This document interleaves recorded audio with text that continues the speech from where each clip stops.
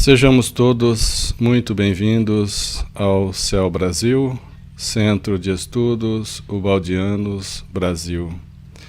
Nós estamos estudando a Grande Síntese e já estamos aqui no capítulo 73. Capítulo 73, trataremos da fisiologia supranormal, hereditariedade fisiológica e hereditariedade psíquica. A palavra fisiologia significa que estuda as funções mecânicas, as funções físicas e as funções bioquímicas dos seres vivos. Então, fisiologia está relacionada com esse estudo físico, bioquímico dos seres vivos. Fisiologia supranormal é aquela que está acima do normal, aquela que está mais no alto do normal. Hereditariedade fisiológica é o que nós conhecemos, é o comum. É essa hereditariedade que herdamos de nossos pais. E a novidade aqui é a hereditariedade psíquica. Porém, para nós que estamos estudando desde o início a Grande Síntese, desde o capítulo 1, agora no 73, então a hereditariedade psíquica não é novidade. Nós vamos estudar, explicar direitinho que a hereditariedade psíquica, em resumo, é aquela hereditariedade do espírito. Ou seja, nós, em espírito, somos herdeiros de nós mesmos. Como Jesus disse, o que é nascido da carne é carne, o que é nascido do espírito é espírito. Aqui no texto de A Grande Síntese, podemos ver aqui, somente estes conceitos de vida psíquica podem guiar a ciência até as portas de uma ultrafisiologia, de uma fisiologia que está além do normal, ou fisiologia do supranormal, como vedes despontar, como vedes aparecer nos fenômenos mediúnicos. Os fenômenos mediúnicos é essa caminhada contínua, esse nível novo que o ser humano atinge, essa evolução biológica que atinge agora a fase espiritual. Então nós vamos observar como explicar esses fenômenos mediúnicos, como por exemplo a emissão do ectoplasma. Aqui as relações entre matéria e espírito são imediatas na mediunidade. O psiquismo modela uma matéria protoplasmática. Também é protoplasmática, porém mais evoluída e sutil, o ectoplasma. O ectoplasma, que tem essa aparência esbranquiçada, que tem essa característica de como que volátil, sutil, que se desvanece, que desaparece facilmente. O ectoplasma, que também pode ser chamado de uma energia, é essa matéria protoplasmática que começa a despontar, começa a desenvolver em certos indivíduos humanos. A nova construção é uma antecipação evolutiva. Não possui naturalmente a resistência das formas que se estabilizaram por uma vida longa. Então essas emissões do ectoplasma, essa parte da mediunidade, são ensaios que estão ocorrendo. E não tem naturalmente aquela resistência das formas já estabelecidas, já estabilizadas, de uma vida longa. O ectoplasma normalmente tem uma vida curta. Seu desfazimento é rápido. Desfazimento do ectoplasma. As estradas novas e de exceção ainda são anormais e inseguras. É a antecipação evolutiva que está ocorrendo em alguns indivíduos. Os produtos da fisiologia supranormal, que emergem dos caminhos habituais da evolução, necessitam fixar-se por tentativas e longas repetições. As longas repetições é que vão dar o aperfeiçoamento a todos esses caminhos. Na forma estável, aí se estabiliza. Tudo isso vos lembra o raio globular. Aqui, só para recordar rapidamente, raio globular é uma unidade coletiva de movimentos vorticosos ou sistemas vorticosos. Sistema vorticoso é aquele em que uma onda eletromagnética da frequência de Hertz, uma onda hertziana, atinge um átomo de hidrogênio, ou de carbono, ou de nitrogênio, ou de oxigênio. E deixa de ter órbitas circulares, elípticas, na verdade circulares espiraloides, elípticas espiraloides, para ter um formato agora de um redemoinho, de um furacão. Então tudo isso faz lembrar o raio globular, que é essa coletividade, essa unidade coletiva de sistemas vorticosos. Retorno atávico, uma lembrança de um passado superado. Ao invés, agora, o ectoplasma é um pressentimento do futuro. Corresponde àquele processo de desmaterialização da matéria de que falamos. Lembra no capítulo em que falamos da desmaterialização da matéria, não só desses elementos como hidrogênio, carbono, nitrogênio e oxigênio, que se introduzem na vida. Agora também estamos falando daqueles elementos que não fazem parte dos seres orgânicos. São elementos de peso atômico maiores. E essa desmaterialização também ocorre pelo mesmo princípio, formando o raio globular. A matéria química do ectoplasma corresponde a uma avançada desmobilização dos sistemas vorticosos em movimentos... Desculpa, só vou repetir então. A matéria química do ectoplasma corresponde a uma avançada desmobilização dos sistemas atômicos, que eu já comentei agora mesmo, que eram sistemas de órbitas circulares ou elípticas, e agora passando a movimentos vorticosos, como um redemoinho, um furacão, ao longo da escala de elementos químicos, além do oxigênio e os outros elementos que haviam ficado para trás. Há continuidade para pesos atômicos máximos, aqueles elementos químicos que não fazem parte da vida, não fazem parte dos seres orgânicos, dos seres vivos, como o urânio, por exemplo, que é altamente radioativo. Então, essa desmobilização, essa é a transformação das órbitas do átomo em sistema vorticoso. O fósforo, peso atômico 31, corpo sucedâneo, aquele que vem em seguida, aceito apenas em doses moderadas no círculo da vida orgânica. É tomado aqui, o fósforo, no avançado movimento vorticoso, como corpo fundamental, ao lado do hidrogênio, que é 1, peso atômico, carbono 12, nitrogênio 14, oxigênio 16.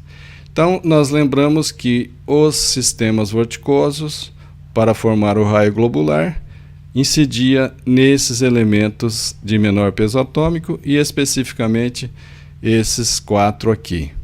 Quando ele diz que o fósforo como corpo sucedâneo, porque fósforo depois do oxigênio é o fósforo, embora já tenha um peso atômico mais alto, pula de 16 no oxigênio para 31 no fósforo. O fósforo é aceito em doses moderadas nesses organismos, né? Então o fósforo aqui agora está sendo observado também, fazendo parte dos seres vivos, elementos químicos que faz parte dos organismos vivos. A plástica da matéria orgânica, essa flexibilidade da matéria orgânica que nós já vimos, por obra do psiquismo central diretor. Esse psiquismo é que dirige a matéria orgânica, transformando esses átomos que eram circulares em movimentos vorticosos. Então a plástica, essa flexibilidade da matéria orgânica, por obra do psiquismo central, torna-se cada vez mais imediata e evidente, cada vez fica mais claro isso. Tudo isso que acabamos de falar vos explica a estrutura falha de muitas materializações espíritas, que suprem a incompleta formação de partes com massas uniformes de substância ectoplasmática, com aparência de panos ou véus. Nas materializações espíritas, por exemplo, as materializações de Uberaba, tem uma obra com esse nome, As Materializações de Uberaba, que foram materializações que se realizaram na presença do médium Francisco Cândido Xavier. Essas materializações, como outras também, no momento em que vai formando e produzindo o ectoplasma, e ele é plasmado, ele é orientado na formação de um corpo, isso feito por um espírito, esse ectoplasma adquire formato do espírito, como ele tinha quando encarnado. Porém, por falta de material e por falhas na estrutura dessa materialização, aonde a partir de certo ponto, depois de ter delineado, depois de ter esculpido o rosto, dali para baixo aparece véus e panos, simplesmente com a aparência de véus mesmos e de panos, porque ali houve assim uma dificuldade na formação, mesmo porque também não tem tanta necessidade dessa parte do corpo. Para identificar aquele espírito como era encarnado, basta o rosto, né? Então isso explica por que ocorrem essas falhas nessas materializações, que não são completas. Muitas vezes não se formam os pés, também não tem necessidade. Dado qual é o objetivo dessa materialização espírita. Tudo revela a tentativa, tudo revela o esforço, a imperfeição do que é novo, daquilo que está surgindo. Isso vos faz compreender como o desenvolvimento do organismo, mesmo do organismo nosso, até a forma adulta, seja apenas uma construção ideoplástica, realizada pelo psiquismo central. Desde o momento da concepção da célula masculina na célula feminina, quando fecunda, e iniciamos ali, estamos presentes em espírito, moldando essa multiplicação celular. Então, somos o psiquismo central, moldando essas multiplicações celulares para plasmar, para construir, para fazer essa construção ideoplástica dos nossos corpos. Então, desde feto, né, até adulto, o que temos é uma construção ideoplástica, essa capacidade do espírito dominar e a matéria obedecer. Através dos velhos e seguros caminhos tradicionais, percorridos pela evolução. Quando reencarnamos, percorremos caminhos já conhecidos. Então, não é difícil para nós realizarmos e repetirmos trabalhos já feitos, com, claro, sempre algumas melhorias, sempre com algumas características evolutivas. A rede de fatos e concomitâncias que surgiram simultaneamente, né, restringe-se cada vez mais em torno desse inegável psiquismo. Então, os fatos vão nos restringindo, vão nos conduzindo, vão nos demonstrando esse inegável psiquismo, esse inegável espírito ou alma a nível humano. Só ele, só esse psiquismo vos dá a chave do fenômeno da hereditariedade. Então, o psiquismo, essa parte espiritual, nos dá a chave para a explicação do fenômeno da hereditariedade. Fenômeno da hereditariedade inexplicável se olhado apenas em seu aspecto orgânico, como o faz a ciência, mesmo a ciência contemporânea. E veja que essa obra, A Grande Síntese, foi escrita há mais de 80 anos. Então aqui nós temos a chave que ajuda-nos a compreender a hereditariedade. Se quisermos nos aprofundar nesse assunto, tem um volume na obra de Pietro Baldi que se chama A Nova Civilização do Terceiro Milênio. Lá tem detalhes profundos. Para ser compreendido, esse fenômeno tem que completar-se. Para se compreender o fenômeno da hereditariedade, tem que se completar com o conceito de uma hereditariedade psíquica. Vamos simplificar. Para nós compreendermos a hereditariedade fisiológica, precisamos complementar, acrescentar o conceito de uma hereditariedade psíquica. Ou seja, somos espiritualmente herdeiros de nós mesmos. Somos tal como nos construímos. Como podem, essa é uma pergunta, como podem os órgãos sujeitos a contínua renovação, como um fígado, um coração e outros órgãos, como podem os órgãos sujeitos a contínua renovação até um final e definitivo desfazimento no desencarne, como pode esses órgãos conservar indefinidamente características estruturais e transmitir aptidões pré-natais, antes do nascimento, a outros organismos? Como pode? Os registros no instinto, mesmo os mais importantes, ocorrem depois do período juvenil de um ser humano. Ocorre depois do período juvenil da reprodução do ou no indivíduo adulto. Por vezes, justamente na velhice, a máxima maturação ou maturidade psíquica. Vamos simplificar para entendermos esse parágrafo. Quando reencarnamos, temos muita energia e pouca experiência. Trocamos energia, gastamos energias para adquirir experiências. E quando adulto, temos muita experiência e pouca energia. Então aqui, os registros no instinto são aqueles registros que passaram pela consciência, foi aprendido por repetidas vezes, foi repetido o processo e arquivou-se no subconsciente, como uma aptidão adquirida.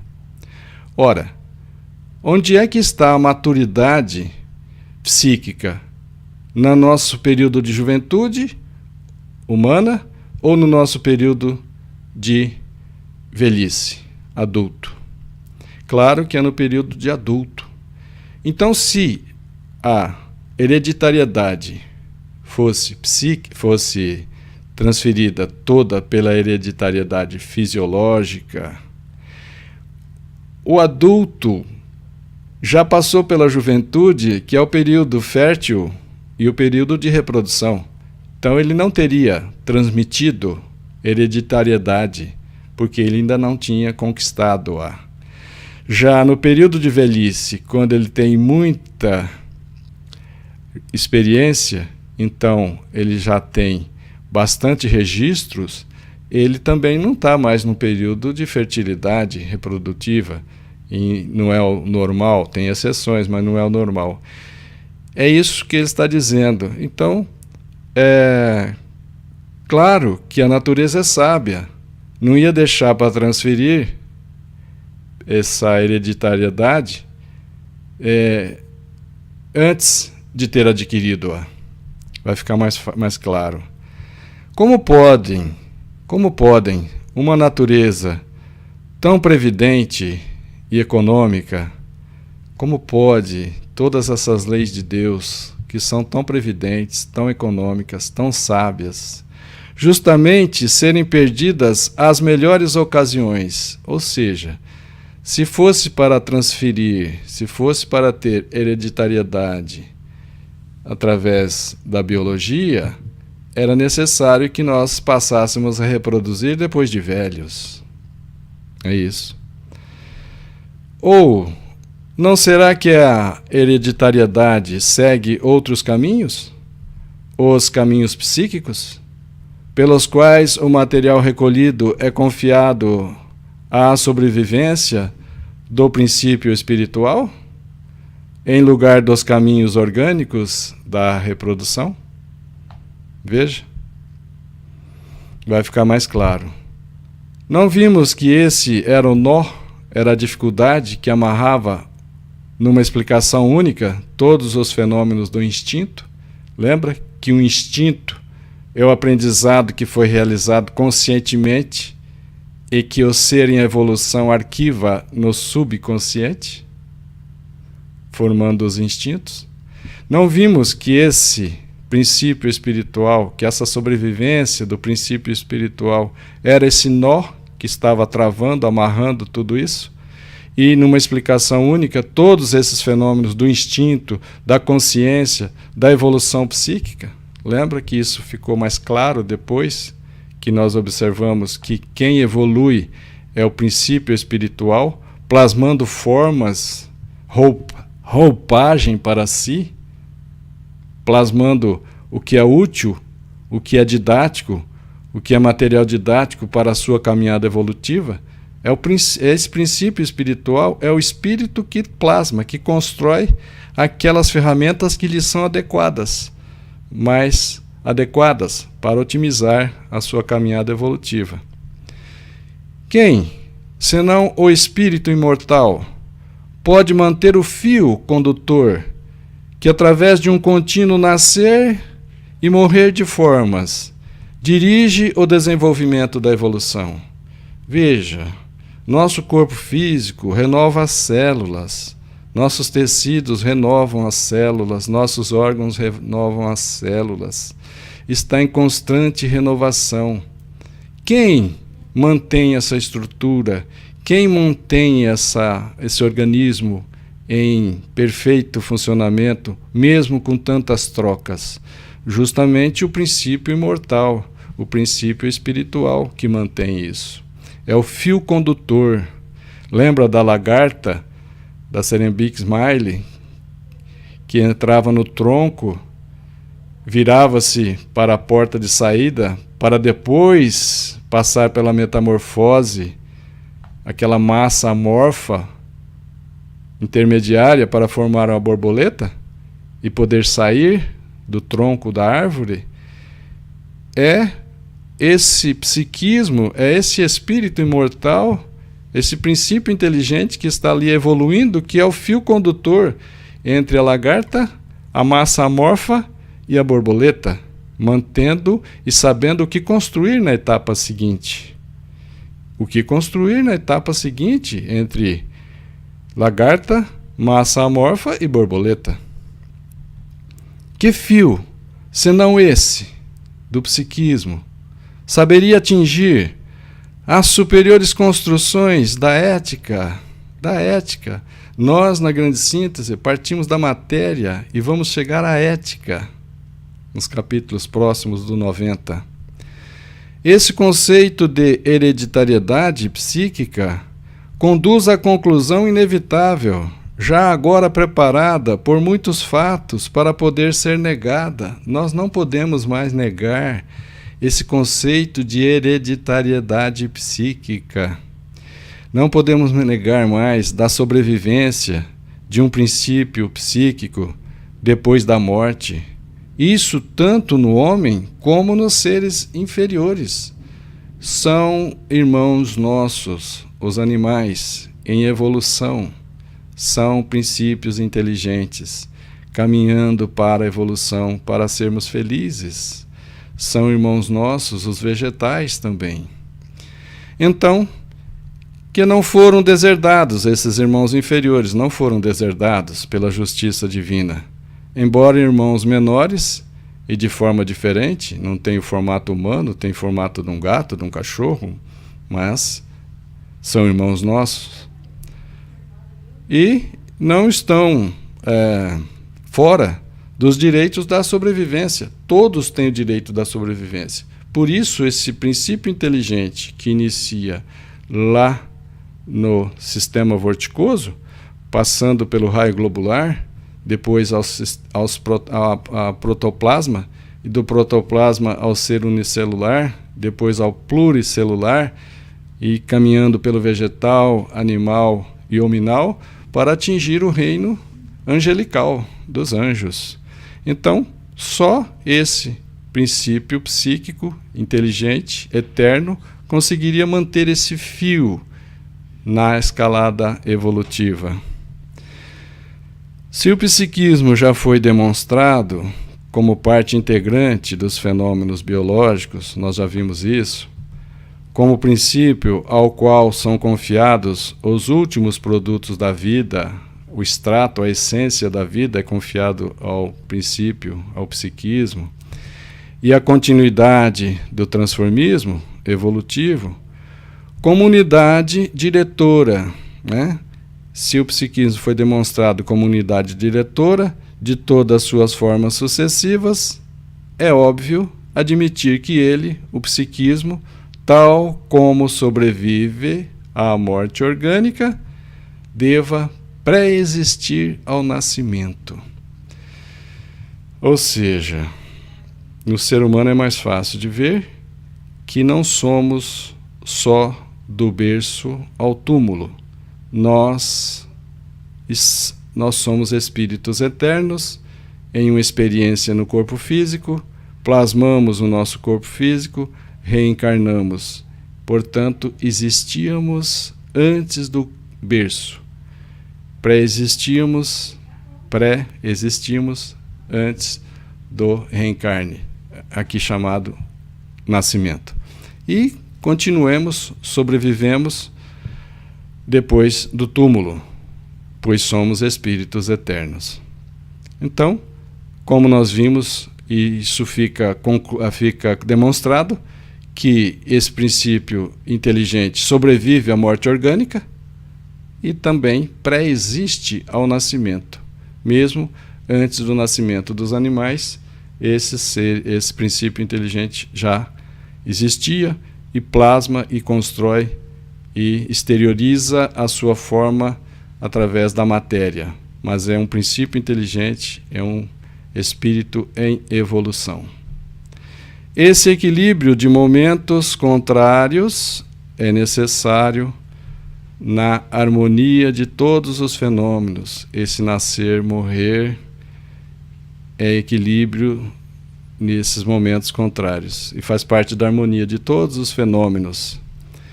Da indestrutibilidade da substância, nós vimos que substância é uma palavra que está aqui emprestada, significa alfa, beta e gama. Alfa, beta e gama é indestrutível, já demonstrada em todos os campos.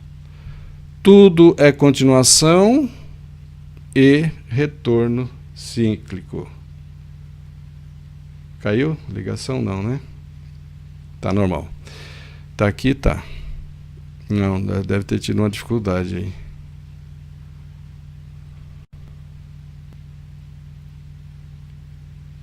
Tá, deve retornar sozinho. É que tá chovendo aqui. Está chovendo aqui. O universo não pode ser arrítmico. Arrítmico é aquele que não tem ritmo. O universo tem ritmo.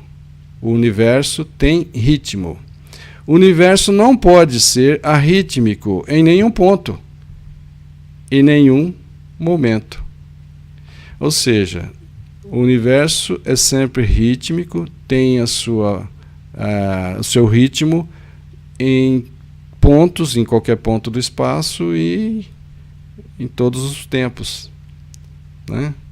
Resulta, pois, absurdo o conceito de uma divindade submetida à dependência de dois seres, cuja união deva aguardar para ser obrigada, quando eles o quiserem ou quando eles o queiram, ao trabalho da criação de uma alma. Aqui a sua voz está fazendo uma suposição,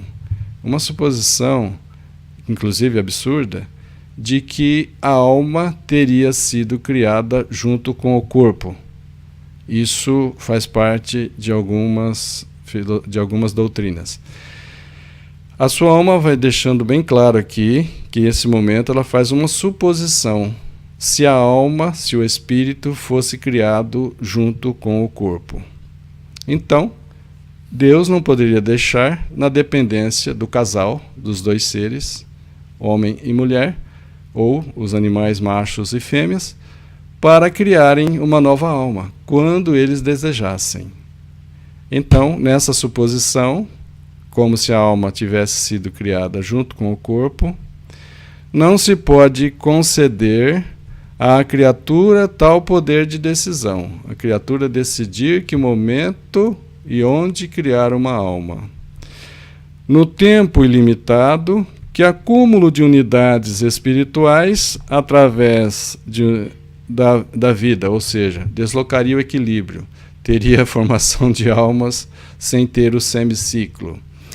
No universo, o ciclo é formado por 2 semiciclos.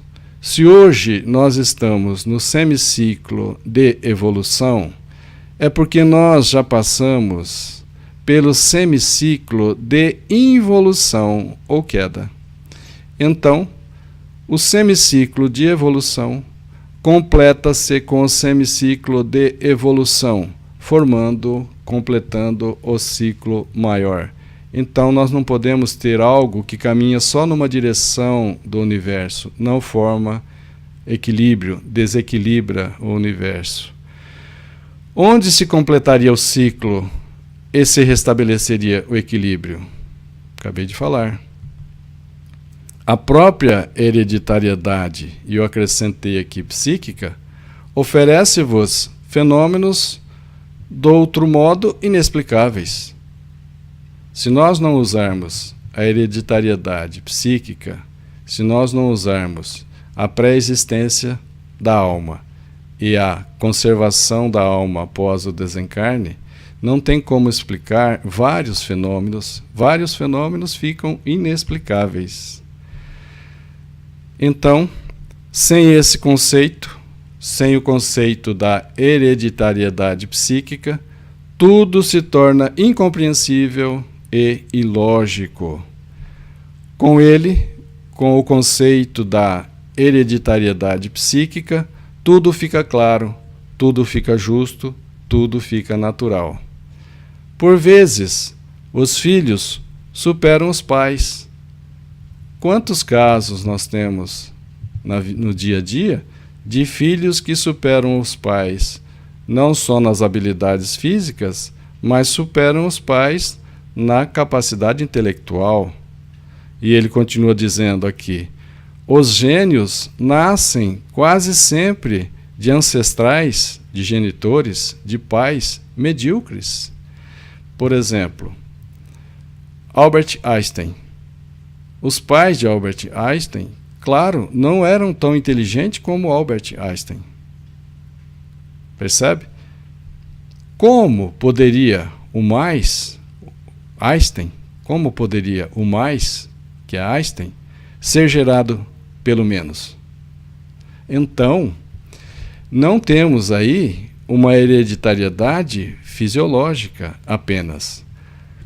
Albert Einstein tem a semente, o germe dos seus pais.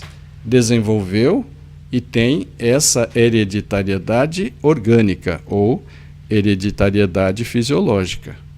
Porém, Einstein traz essa bagagem, traz essa intelectualidade, traz essa genialidade conquistada, adquirida em sucessivas reencarnações. Traz toda essa bagagem de reencarnações anteriores. Ele renasce, ele é herdeiro de si mesmo. Einstein é herdeiro de si mesmo espiritualmente. Por isso, Einstein supera em genialidade os seus pais. E isso é natural. Isso é muito natural. Então, para explicar isso, só a hereditariedade psíquica, porque a hereditariedade fisiológica não explicaria isso. Se fosse só pela hereditariedade fisiológica, Albert Einstein seria no máximo igual aos seus pais. Não o superaria na intelectualidade, na inteligência, na genialidade. Os caracteres distintivos da personalidade exorbitam de cada hereditariedade, a qual vedes que estão confiadas mais às afinidades orgânicas que às psíquicas. Vimos a gênese, a origem do psiquismo. Já estudamos em A Grande Síntese a origem do psiquismo, lá nos sistemas vorticosos. A formação do instinto, que é aqueles aprendizados que se realizaram conscientemente e foram arquivados no subconsciente. Vimos também a formação, a origem da consciência, problemas insolúveis de outra forma, se não admitirmos aqui o princípio inteligente, se não admitirmos aqui o princípio psíquico, se não colocarmos aqui o psiquismo, a espiritualidade, se não colocarmos aqui o espírito ou alma. Por que essas profundas desigualdades, inatas e indestrutíveis no indivíduo, qualidades próprias, indelevelmente estampadas em sua face psíquica interior? Elas não vos revelam todo um caminho percorrido? Porque somos psiquicamente diferentes, não temos caminhos percorridos diferentes, escolhas personalizadas? Um passado vivido que não pode anular-se, nem fazer calar, ressurge e grita: tal qual fui, tal sou, sou herdeiro de mim mesmo, espiritualmente. Todos somos espiritualmente herdeiros de nós mesmos. Nossos erros, nossos defeitos, nossos vícios só têm um culpado: nós mesmos. De tudo isso depende um destino de alegria ou dor, que demonstra um direito ou uma condenação. Uma criação nova a partir do nada teria que formar, por justiça divina, almas e destinos iguais.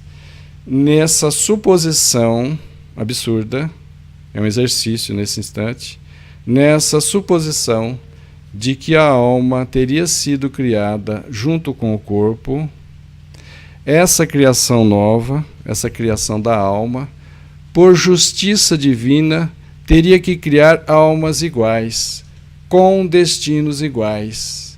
Como se explica que filhos de um mesmo pai, um nasce perfeito, bonito, inteligente, o outro nasce do mesmo casal, doente, com deficiências físicas e com deficiências mentais somadas? Como explicar? Se a alma fosse criada junto com o corpo, e Deus, sendo justo, todas as almas seriam iguais, todos os destinos seriam iguais. E não é assim. Não permitais que tantas condenações dolorosas, permitidas com justiça por Deus, porque queridas, desejadas pelo ser livre e responsável como somos, recaiam sobre a divindade como acusação de injustiça ou de inconsciências. Então, nós fizemos escolhas. Nós somos herdeiros espiritualmente de nós mesmos. Se as nossas escolhas não foram adequadas e hoje temos dores, aflições, por que acusar a Deus de injustiça ou acusar a Deus de inconsciência? Não. Deus não privilegia nenhum dos seus filhos. Deus não castiga nenhum dos seus filhos. Deus dá sempre oportunidade para os seus filhos. Deus busca cada um de nós com intenso, com infinito amor o tempo todo. E se temos aflições hoje e elas não são encontradas a causa nesta vida, as aflições de hoje, as aflições que temos hoje, não encontrando as causas nesta vida, e elas têm causas em vidas anteriores, porque Deus é justo, e as nossas aflições passam a ser justas, porque Deus é justo. Quantos absurdos éticos diante de uma alma, a qual, ao invés, deveria ensinar-se a subir moralmente, ensinar os filhos, ensinar as almas a evoluir, a subir moralmente. Não exceptuais, não colocais o homem como exceção da lei cíclica dos 2 semiciclos, que rege todos os fenômenos. O homem não pode ser exceção. Um rio não pode criar-se para a fonte. O rio começa na fonte. O rio não pode criar-se em direção contrária para a fonte. Se a fonte, não aurisse, não recebesse sempre do mar por meio da evaporação e das chuvas, não haveria bastante água para alimentar seu eterno fluxo. Se não houvesse evaporação das folhas, se não houvesse evaporação também das águas do mar, a fonte não teria água para o seu eterno fluxo. Não crieis desproporções entre um átimo, um pequeno instante da vossa vida, e uma eternidade de consequências. Sabeis, então aqui eu vou explicar o detalhe seguinte. Não tem algumas pessoas que dizem que por um pequeno erro, chamado de pecado, as almas ou aquela alma vai ter uma pena eterna, vai sofrer pela eternidade? Não é assim, né? Por um pequeno intervalo de erro, ninguém vai ter uma pena eterna. Não. Ninguém vai ser colocado por um erro no inferno de penas eternas. Não. Sabeis acaso o que é uma eternidade? Veja, a eternidade não é soma de tempo. A eternidade não é multiplicação do tempo. A eternidade é a ausência do tempo. É absurda, inconcebível, uma descomunal proporção, aquela proporção entre erro e pena. É absurda, inconcebível, uma tão descomunal proporção entre causa, o erro, e o efeito, pena eterna. É uma desproporção descabível. Só o que não nasce é que não pode morrer. O que não teve início não tem fim. Só o que não nasce é que não pode morrer. Só o que não teve princípio pode sobreviver na eternidade. Só o que não teve princípio não tem fim. Se admitirdes um ponto de partida, tereis que aceitar um equivalente ponto de chegada. Se a alma nasce com o corpo, veja, Se a alma nascesse com o corpo, e não nasce, se a alma nasce com o corpo, tem que morrer com o corpo. Esta lógica nos leva ao mais desesperador materialismo. E não é assim. A alma não nasce com o corpo. A alma pré-existe ao nascimento, antes do berço, e a alma sobrevive ao túmulo.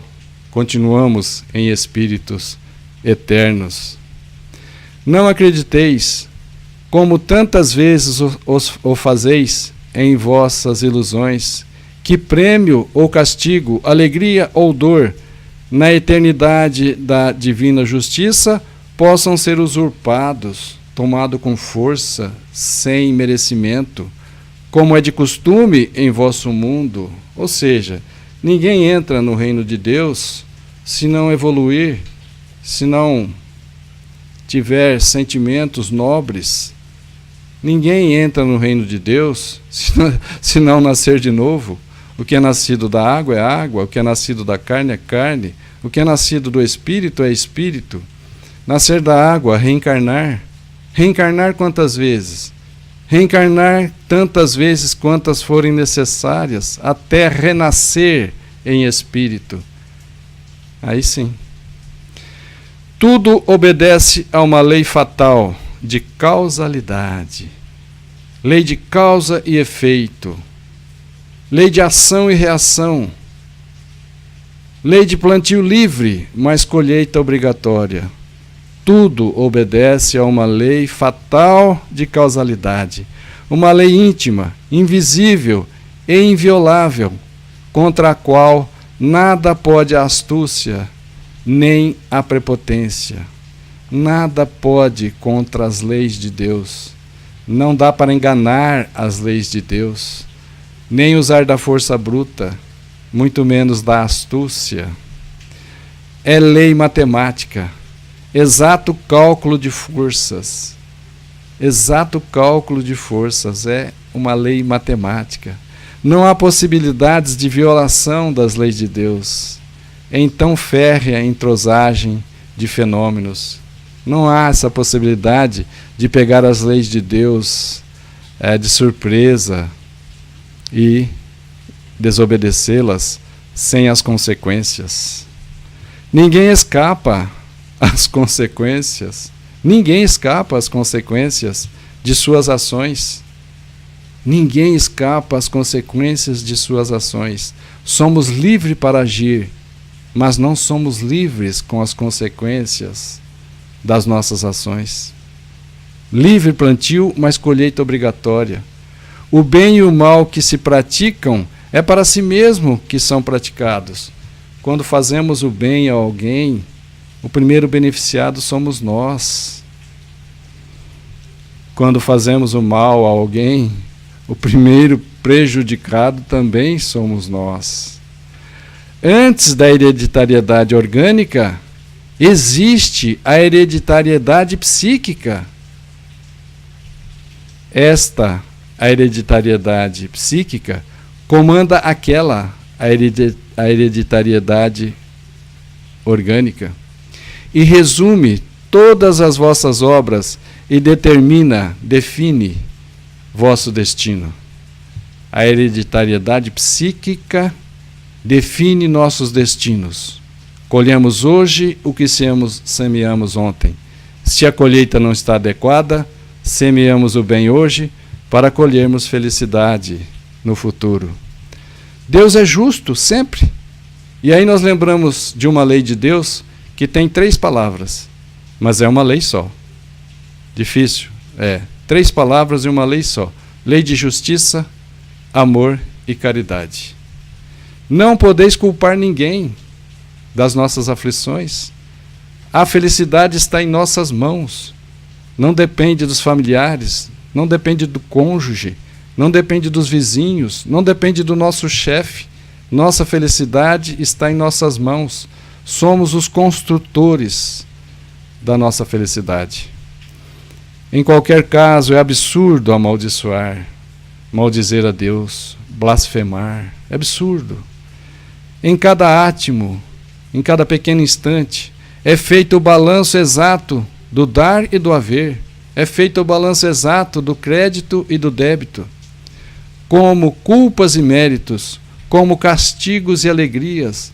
A dor é sempre uma bênção de Deus. Eu já falei sobre isso aqui. A dor é sempre uma bênção de Deus. Por quê? Se não resgata nem purifica, se não resgatasse e não purificasse, se a dor não pagasse o débito, sempre constrói. A dor constrói, porque acumula crédito. Ninguém sofre, ninguém tem mais aflições do que o necessário. E se tivesse aflições, dores e sofrimentos além do necessário, aquilo se converteria em crédito. É a lei da vida, oculta, inatingível, sempre presente e sábia. Caem vossas barreiras, e as defesas que ergueis em favor da injustiça, caem as barreiras que criamos para favorecer a injustiça. A justiça é a lei profunda que vos acompanha e sempre vos encontra na eternidade. A justiça é lei profunda que nos encontra sempre na eternidade. O bem que fazemos é advogado nosso em qualquer lugar, mas o mal que fazemos temos que repará-lo, ainda que seja mal realizado, mal que nós fizemos em vidas anteriores. Na eternidade temos que reconstruir onde destruímos, temos que devolver onde roubamos, temos que perdoar aqueles que nos ofenderam, temos que pedir perdão onde ofendemos, e por aí vai. Quantos dramas nestas palavras! Acima do parentesco de corpo, existe um parentesco mais profundo com o vosso passado e com vossas obras que surgem em redor de vós, assediando-vos, erguem-vos ou vos abatem. As nossas obras nos acompanham. Sois exatamente como vos construís. Somos conforme nos construímos. Possuis aparentemente concedidas pela natureza as armas que vós mesmos fabricasteis para vós, e com elas enfrentais a vida, com ela a venceis. Movimentasteis as causas que agora agem dentro e fora de vós. Movimentamos as causas e, feito isso, elas agem independente, dentro e fora de nós. O presente é filho do passado. O presente é filho do passado. O futuro é filho do presente. Não culpeis ninguém. A gênese de uma vida não pode ser o efeito de um egoísmo a dois. A origem de uma vida não pode ser o efeito de um egoísmo de um casal, como se a alma fosse criada junto com o corpo, que agem em dano de um terceiro, impossibilitado de dar opinião. Um casal que vai ter um filho, esse filho é fruto do egoísmo de dois, esses dois agem em prejuízo do terceiro, que é o filho, e esse filho impossibilitado de dar opinião. Como podeis acreditar que uma vida de alegria ou dor, tal como ou tal qual, dependeria a fixação de um estado definitivo por toda a eternidade? Repito, como podeis acreditar que uma vida de alegria ou dor, uma vida de sofrimento ou de alegria, uma vida de felicidade ou infelicidade, tal qual dependeria a fixação de um estado definitivo por toda a eternidade, se fosse deixada à mercê de um fato acidental, realizado sem consciência, sem conhecimento de suas consequências. Não é assim, né, gente? Um fato tão substancial como é a vida e a dor de um homem, num organismo universal, em que tudo é tão exato e justamente querido e previsto, como pode ser abandonado assim, fora da lei, no momento decisivo de sua origem, de sua gênese, que tem efeitos colossais, que tem efeitos para a eternidade? Não é assim, né, gente? Não vedes o absurdo desse conceito? Não percebemos o absurdo desse conceito da alma que seria criada junto com o corpo, quando os pais desejassem? Como podeis crer que na imensa ordem soberana possa haver lugar para a loucura e a maldição, para a inconsciência e para a usurpação? Desculpe. A usurpação, tomar aquilo que não temos direito,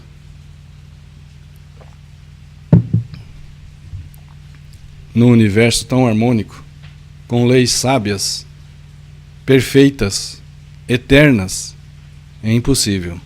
É impossível violar as leis de Deus sem sofrer as consequências. E que se possam semear, assim ao acaso, por irresponsáveis, as causas da dor? Não sentisteis vossa personalidade que grita eu, acima de qualquer vínculo e afinidade? A hereditariedade é acima de tudo psíquica. E digo mais, a hereditariedade, além de ser acima de tudo psíquica, é antes de tudo também psíquica. Essa é de vós mesmos, herdeiros de nós mesmos, hereditariedade psíquica de nós mesmos, individual, preparada por vós e assim desejada. Somos conforme nos construímos. A hereditariedade fisiológica é uma hereditariedade secundária. Depende da hereditariedade psíquica, né? Então, repito, a hereditariedade fisiológica é uma hereditariedade secundária. Depende daquela, de consequências limitadas, porque inerentes a um organismo que, para vós, é apenas o veículo da viagem. O corpo físico é apenas o veículo da viagem terrena, que amanhã abandonareis, quando desencarnarmos. O parentesco familiar é parentesco orgânico, de formas, de tipos. Nesse vaso, nesse corpo físico, desceu vosso espírito, reencarnou, não por acaso, mas por lei de afinidade. A fusão é completa numa unidade que, mesmo conservando os caracteres da raça e da família, transcende-os, transborda, muitas vezes, inconfundivelmente, como personalidade psíquica. E aí nós vamos ver filhos que podem ser bom caráter e os seus genitores mau caráter. Vem daí as semelhanças e, ao mesmo tempo, tantas diferenças. Os genitores, os pais, vos dão o germe da vida física. Protegem-lhe o desenvolvimento, paralelamente ao da vida psíquica, descida do céu. O espírito vem de Deus e confiada a eles, confiada aos pais. Respeitai e amai seu grande trabalho, trabalho dos genitores. Respeitai, honrai pai e mãe. Nas horas frágeis da juventude, vossa alma eterna está em suas mãos. Saímos da adolescência, atingimos a juventude, já começamos a dizer que somos donos dos nossos narizes, já começamos a agir por conta própria, mesmo contrário às orientações dos pais. E estamos com a nossa alma em nossas mãos. ou seja, os destinos que nós possamos escolher. E isso está em nossas mãos. Consequentemente, a felicidade ou a infelicidade está também em nossas mãos. E tremei se sois vós os genitores. Tremei se for vós os pais. Ao refletir que sois escolhidos como colaboradores no trabalho divino da construção de almas. Tremei pela responsabilidade quando temos a oportunidade de sermos pais, porque somos colaboradores de Deus na construção, na conscientização daquelas almas, nossos filhos. É muito importante que se reflita sobre isso, porque o espírito reencarnante é um livro aberto em branco, para ser escrito com as mãos do reencarnante, a criança, e seus responsáveis. A criança é muito flexível. É nesse momento que o espírito é moldável. Adquire a disciplina necessária para conduzi-lo para a felicidade. Se a vida psíquica não é filha direta dos pais, e não é, tem parentesco com eles pelas vias da afinidade, que a chama e atrai para determinado ambiente. Nós temos algumas afinidades de gostos, de artes com os pais, porque já temos essa convivência. Então, nos reunimos em famílias por afinidades. Nada é confiado ao acaso. Muitas vezes, a alma escolhe o lugar e o tempo, prevendo as provas que tem que vencer. E isso funciona assim. Quando desencarnamos, fazemos um juízo final, no final da reencarnação, fazendo um balanço, fazendo um inventário dos nossos acertos e dos nossos erros, fazendo observação dos defeitos que eliminamos e dos defeitos que ainda temos. Fazemos um balanço, débito-crédito, dos vícios que ainda possuímos e dos vícios que abandonamos. E feito isso, feito esse juízo final, quando temos merecimento, escolhemos reencarnar e escolhemos o lugar e o tempo e condições que vão ser favoráveis para eliminarmos defeitos, erros e vícios que ainda possuímos. Quando temos essa consciência, quando já temos essa conscientização, quando já sabemos escolher, fazemos essas escolhas. Quando ainda não temos essa competência de escolher, há aqueles que nos conduzem. Então, muitas vezes, a alma escolhe o lugar e o tempo, prevendo as provas que tem que vencer. Mas, quando ainda não atingiu essa consciência para escolher, e ainda não sabe ser livre, ainda está na fase de determinismo, então, seu peso específico, que resulta do grau de sua destilação espiritual, resulta desse nível evolutivo, desse nível espiritual atingido, então, as atrações e repulsões pelas coisas da terra e a natureza do tipo que constituiu, guiam essa alma automaticamente para um espontâneo equilíbrio de forças em seu elemento, único no qual pode viver e trabalhar, do mesmo modo que tudo se equilibra no universo, do átomo às estrelas. Simplificando, quando já temos merecimento, escolhemos, em conjunto com os nossos mentores, com os nossos entes queridos mais evoluídos, para as provas que precisamos passar no aprendizado. Por exemplo, se precisamos exercitar a humildade, nascemos em condições adequadas, em lugares e em tempo e com pessoas que nos permitirá exercitar a humildade. Se somos orgulhosos, precisamos exercitar a humildade. Quando temos, então, essa consciência, essa conscientização para a escolha, e quando temos merecimento.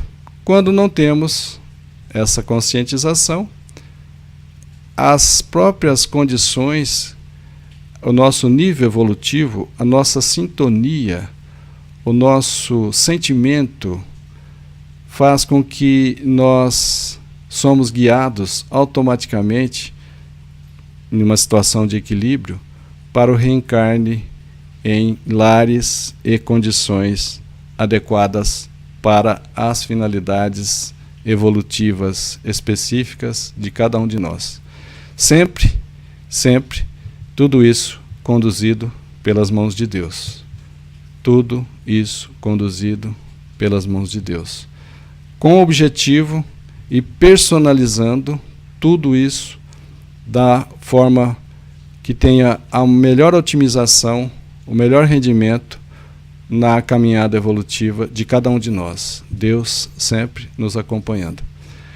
Nós agradecemos a todos pela tolerância. Hoje o assunto era mais longo e, claro, agradecemos pela essa paciência, por essa concordância em estudarmos juntos a obra de Pietro Baldi.